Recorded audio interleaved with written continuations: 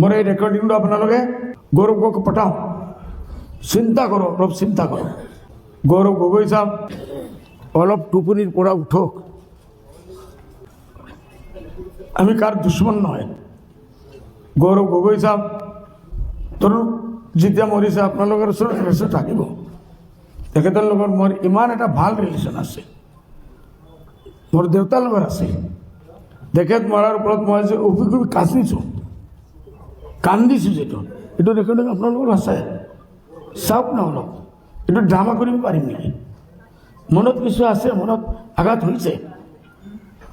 আপুনি নতুন young generative, আমিও ভাল পাইছোঁ। পাৰ্লিমেণ্টত আপোনাৰ ভাল পাৰফৰ্মেঞ্চ। আমার মুজিবুর রহমান ভাই কইছে কোনো একদিন তো আমি পার্লামেন্টত আমার কোনো একটা মাত মাতিব পারা নাই। আপনি আজিলৈকে করার রেকর্ড আমার চ্যালেঞ্জ আছে, দেখাই দিব পারে। মই পার্লামেন্টত নাই হলে চাইতে থাকো, পার্লামেন্ট আহিলে আমি চাই থাকো।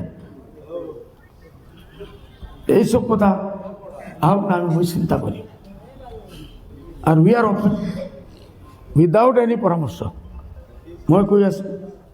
আর মোর যিমান ভাইসকল আছে, আমার জিন্দারা, আমার MLA সকল আছে, আমার যিমান ওয়ার্কার আছে, আমি কুস্তি করে থাকিম আর চিলে মুরগি লই যাব।